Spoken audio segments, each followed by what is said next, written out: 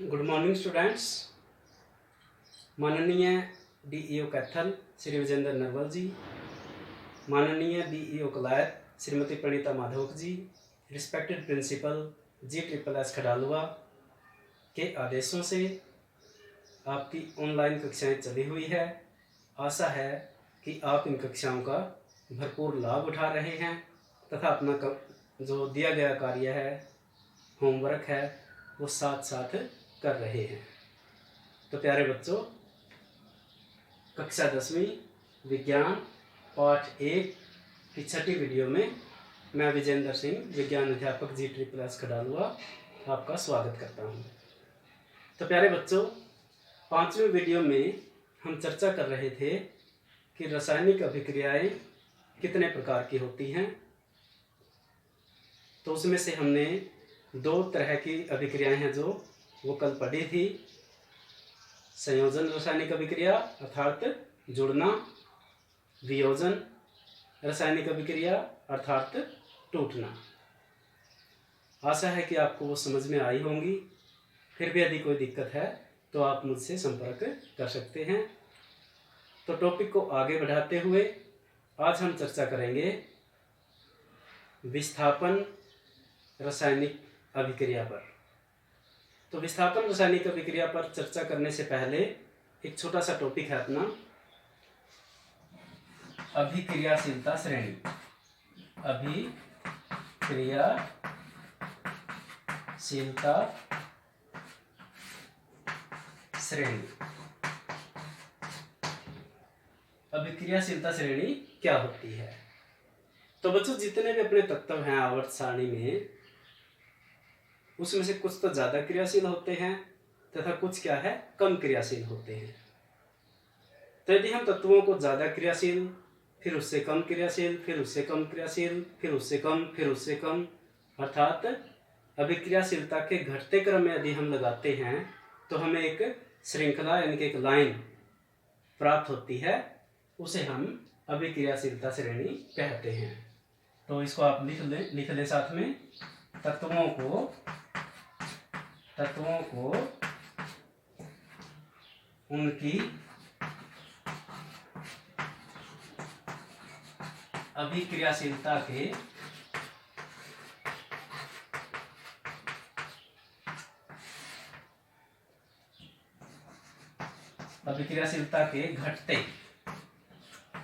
घटते क्रम में लगाना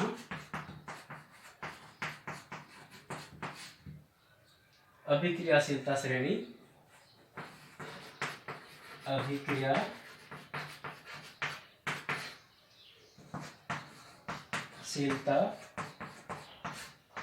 श्रेणी या इसको हम रिएक्टिविटी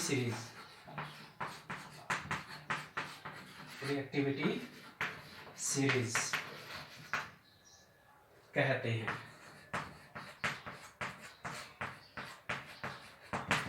इस सीरीज को याद रखने के लिए मैंने एक ट्रिक बनाई है। आप उस ट्रिक को लिख भी लें तथा याद भी कर लें। वो ट्रिक है अपनी कन्ना बाका मंगाल जी फैनी। कन्ना बाका मंगाल जी फैनी सन पंजाबी है।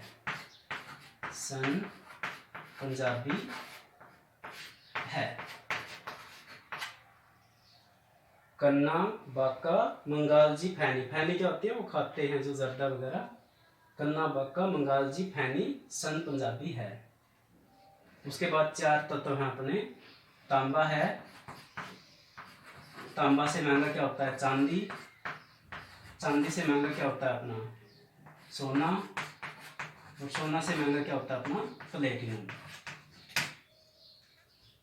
तो ये हमारी सीरीज बन जाती है। कन्ना कै से क्या होता है? के का मतलब पोटासियम। तो पोटासियम क्या है? सबसे ज्यादा क्रियाशील तत्व होता है। पोटासियम के बाद ना सोडियम। इस सीरीज में दूसरे नंबर पर सोडियम आता है। बेरियम। कन्ना बा का का मतलब कैल्शियम, मंगाल MgAl, मैग्नीशियम एल्यूमिनियम MgAl मंगाल, Zn जिंक, फे लोहा, नी निकल, सन Sn tin, Pb Punjab lead, उसके बाद है H हाइड्रोजन, तांबा क्या होता है अपना कॉपर Cu, चांदी क्या होता है Ag, सोना क्या होता है Au और प्लेटिनम क्या होता है Pt। तो कहने का मतलब क्या है कि आपने ये लाइन है जो वो अच्छी तरह से लिखनी है और याद भी करनी है। यदि आपको ये सीरीज याद है तो आपको पता चलेगा कि कौन ज़्यादा क्रियाशील है, कौन कौन हमारा कम क्रियाशील है। जैसे अभी हम बात करते हैं कि ये हमारा एल्यूमिनियम है, ये हमारा लोहा है, ये हमारा तांबा है, तो इसमें से कौन सा ज़्यादा क्रियाशील है और कौन सा कम क्रियाशील है। तो सीधा सा दिखाई देता है कि यहाँ पर क्या है, एल्यूमिनियम सबसे पहले आया है, इसका मतलब ये ज़्यादा क्रियाशील है, लोहा दूसरे नंबर पर क्रियाशील है और तांबा क्या है अपना तीसरे नंबर पर क्रियाशील है। पेपर में भी इसका एक क्वेश्चन आता है कि अपने पास 4-5 तत्व दिए गए हैं, उसको अभिक्रियाशीलता के आधार पर लगाना है, तब भी आप इस सीरीज का प्रयोग करेंगे। तो इसको दोबारा से एक बार देखते हैं हम।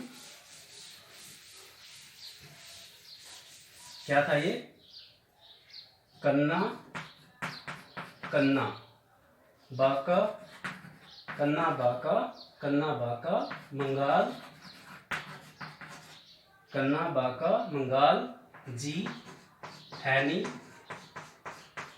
कन्ना बाका मंगाल जी फैनी, सन पंजाबी है, सन पंजाबी है, तांबा, तांबा से महंगा चांदी, चांदी से महंगा सोना, सोना से महंगा क्या होता है अपना प्लेटिनम होता है। तो इस तरह ये हमें एक सीरीज मिल जाती है और इस सीरीज को हम क्या कहते हैं, अभिक्रियाशीलता श्रेणी या रिएक्टिविटी सीरीज कहते हैं। तो अब हम अपने टॉपिक पर आते हैं। हमारा टॉपिक क्या है, विस्थापन अभिक्रिया। तीसरी टाइप है विस्थापन रासायनिक अभिक्रिया।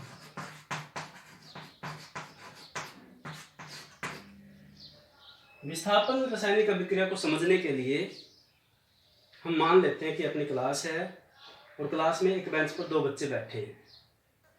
2 बच्चे बेंच पर बैठे थे, एक तीसरा बच्चा आता है, वो इन 2 बच्चों से ज़्यादा शक्तिशाली है और वो क्या करता है, इसको यहाँ से कहता है तू यहाँ से हट जा भाई, मैं यहाँ पे बैठूंगा, यानी कि इसको यहाँ से हटा देता है और खुद है जो बैठ जाता है। तो इस तरह इसको हम क्या कहते हैं, विस्थापन कहते हैं। तो विस्थापन का मतलब ही क्या होता है, हटा देना। क्या होता है इसका मतलब, हटा देना। जैसे संयोजन क्या था, जुड़ना, वियोजन क्या था, टूटना, और विस्थापन क्या होता है, हटा देना। तो विस्थापन रासायनिक अभिक्रिया किसे कहते हैं, ऐसी रासायनिक अभिक्रिया, ऐसी रासायनिक अभिक्रिया, ऐसी रासायनिक अभिक्रिया जिसमें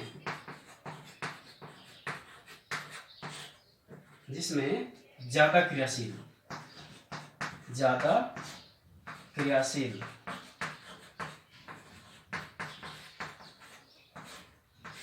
तत्व, जिसमें ज्यादा क्रियाशील तत्व यानी कि ज्यादा तकड़ा, ज्यादा क्रियाशील तत्व कम क्रियाशील तत्व को, कम क्रियाशील तत्व को यौगिक से हटा देता है, यौगिक से हटा देता है, हटा देता है। विस्थापन अभिक्रिया कहलाती है। हटा देता है या यहाँ पे आप देख सकते हो विस्थापित कर देता है, विस्थापन अभिक्रिया कहलाती है।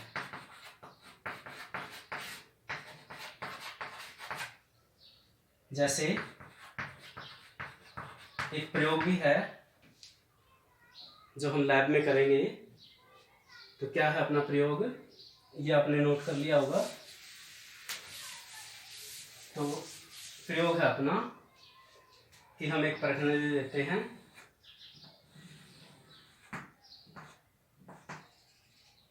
परखनली में लगभग 10 मिलीलीटर कॉपर सल्फेट का सॉल्यूशन डालते हैं। 10 मिलीलीटर 10 ml कॉपर सल्फेट का सॉल्यूशन लेते हैं। तो इसका रंग हम नोट करते हैं। इसका रंग क्या होता है, नीला होता है। तो जब हम इसमें कोई लोहे की कील डालते हैं धागे से बांधकर, ये धागा है अपना, और धागे से बांधकर हमने क्या है यहाँ पर एक लोहे की कील है जो वो इसमें डाल दी है। तो लगभग 20-25 मिनट बाद यदि हम देखते हैं तो कॉपर सल्फेट का नीला रंग है जो वो गायब होना शुरू हो जाता है, और जो अपने लोहे की कील है उसका पहले रंग काला रंग था, जो कि बाद में क्या हो जाता है, भूरा रंग हो जाता है, लकड़ी जैसा उसका रंग, इनके जंग जैसा अपना जंग होता है, जंग जैसा उसका रंग हो जाता है। ऐसा क्यों होता है, यानी कि इसको यदि हम अभिक्रिया के रूप में लिखें तो हमारे पास क्या था, कॉपर सल्फेट सॉल्यूशन था। क्या पढ़ रहे हैं हम, विस्थापन रासायनिक अभिक्रिया।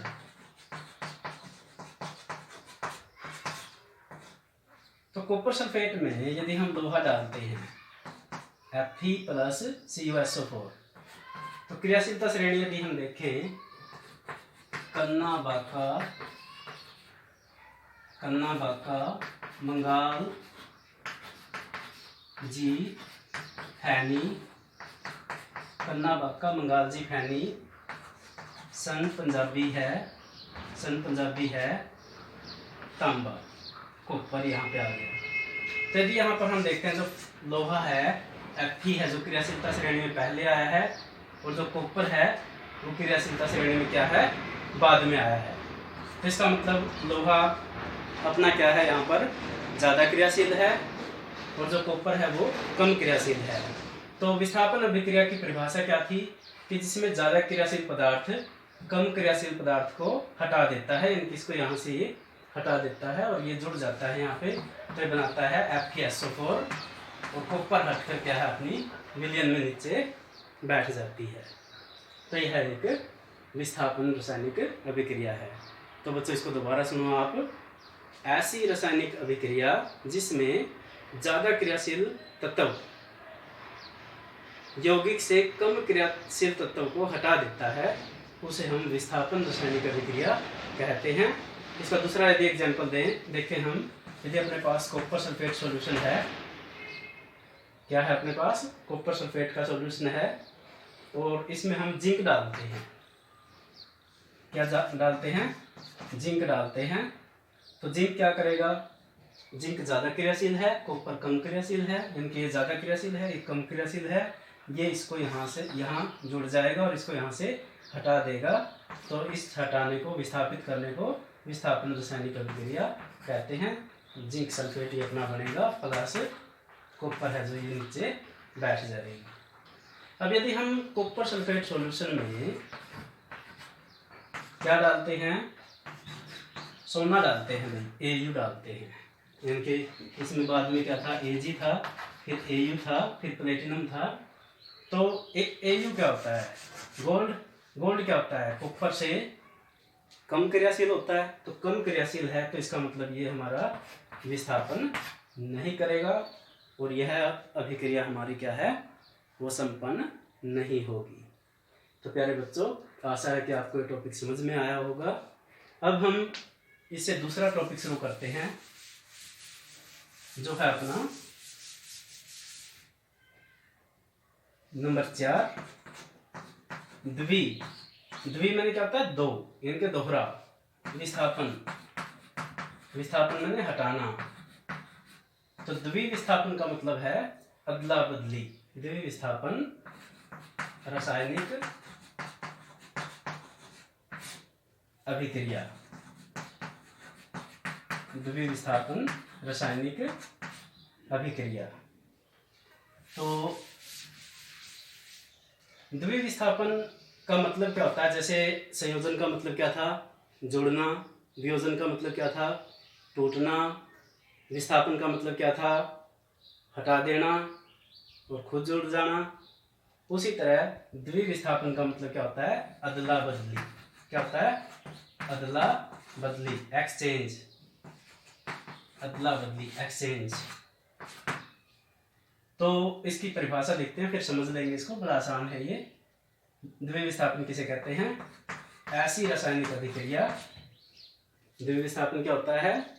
ऐसी रासायनिक अभिक्रिया, ऐसी रासायनिक अभिक्रिया जिसमें, ऐसी रासायनिक अभिक्रिया जिसमें यौगिक,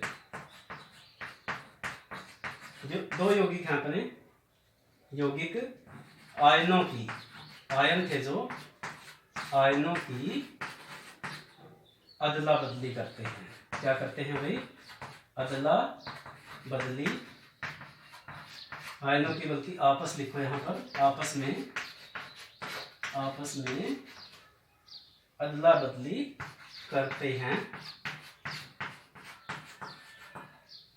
ऐसी रासायनिक अभिक्रिया जिसमें यौगिक आयनों की आपस में अदला बदली करते हैं, द्वि विस्थापन अभिक्रिया कहलाती है। द्वि विस्थापन अभिक्रिया कहलाती है। तो इसको समझने के लिए मान लिया कि एक बेंच है अपने पास क्लास में, और एक ये दूसरा बेंच है। इस बेंच पर दो बच्चे बैठे हैं, ए तथा बी। इस पर दो बच्चे बैठे हैं, सी तथा डी। मान लिया कि दो बच्चे एक बेंच पर बैठे हैं, दो एक बेंच पर बैठे हैं। तो ए कहता है डी से, ए क्या कहता है डी से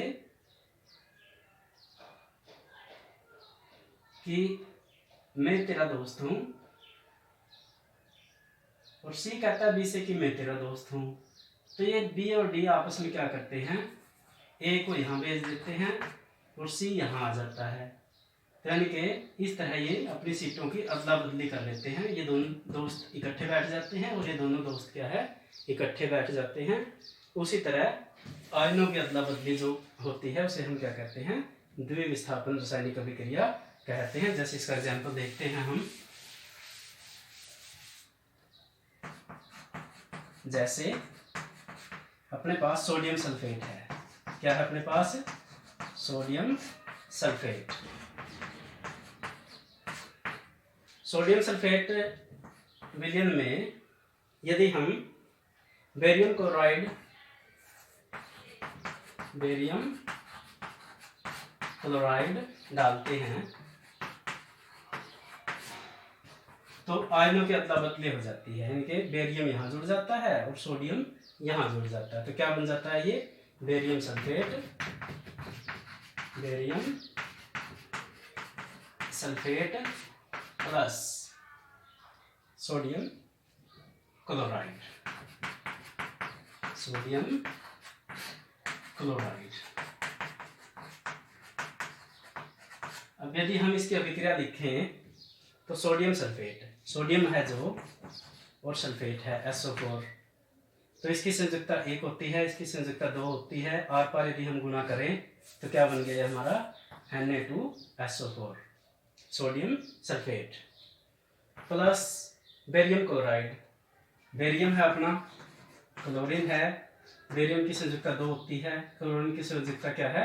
1 होती है। यदि हम इसकी क्रॉस मल्टीप्लाई करें तो क्या आ गया? Ba1 और Cl2, इनके बेरियम क्लोराइड।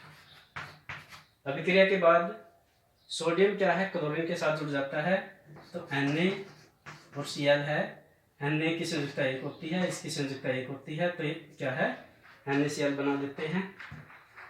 यानी कि सल्फेट के साथ बेरियम जुड़ जाता है, तो बेरियम की संयुक्ता 2 होती है, सल्फेट की भी 2 होती है, 2 से 2 कैंसिल हो गया, तो ये एक एक रह गया अपना, तो ये बना देता क्या है, बेरियम सल्फेट प्लस क्या बना देता है यहाँ पर, ये सोडियम क्लोराइड।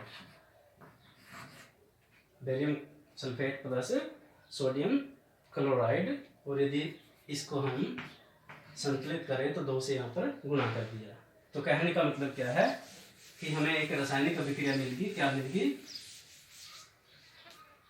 कि ऐसी रासायनिक अभिक्रिया जिसमें क्या होता है, यौगिक आयनों की अदला बदली करते हैं, उसे हम द्विविस्थापन अभिक्रिया कहते हैं। जैसे sodium sulphate Na2SO4 plus barium chloride BaCl2, अभिक्रिया के बाद ये क्या है, बेरियम तो यहाँ जुड़ जाएगा और सोडियम अपना यहाँ जुड़ जाएगा, तो क्या बन गया अपना, barium sulphate plus 2NaCl sodium chloride.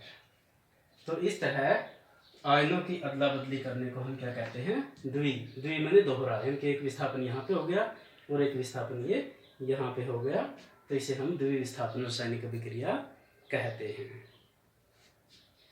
तो द्विविस्थापन के बाद अगली हमारी टाइप है उपचयन एवं अपचयन।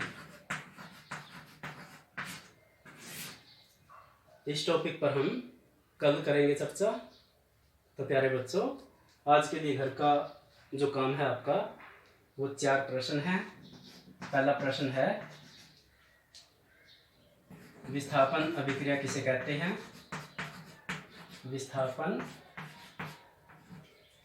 रासायनिक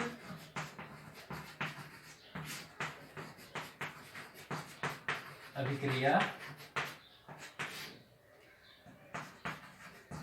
किसे कहते हैं।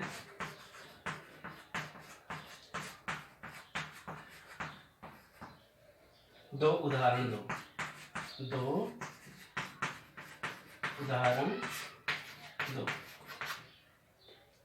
दूसरा प्रश्न है,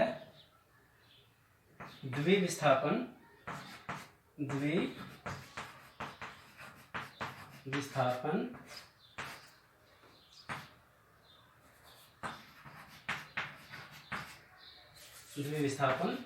रासायनिक अभिक्रिया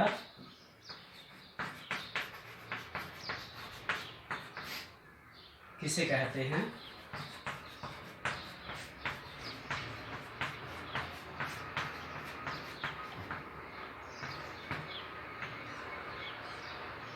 उदाहरण।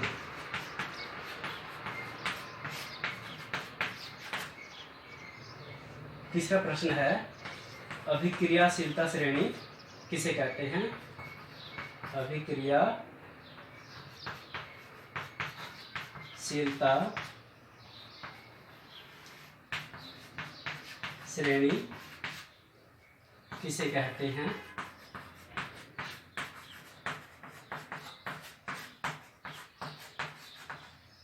लिखो, इसको लिखना भी है आपने। चौथा प्रश्न है, अपने पास कुछ तत्व हैं, aluminium, magnesium, copper, zinc, calcium. ये 5 तत्व है को अभिक्रियाशीलता के घटते क्रम में लगाओ। अभिक्रियाशीलता के घटते, क्या कौन से क्रम में, घटते क्रम में लगाओ। घटते क्रम में लगाओ, क्योंकि सबसे ज़्यादा क्रियाशील पहले लिखना आपने, उससे कम क्रियाशील फिर उससे कम, फिर उससे कम इस तरह ये 4 प्रश्न है जो घर पर असली कॉपी में अच्छी तरह से हल करने हैं और कोरोना वायरस से बचकर रहें, घर पर रहें, सुरक्षित रहें तथा लॉकडाउन के नियमों का पालन करें। थैंक यू, धन्यवाद।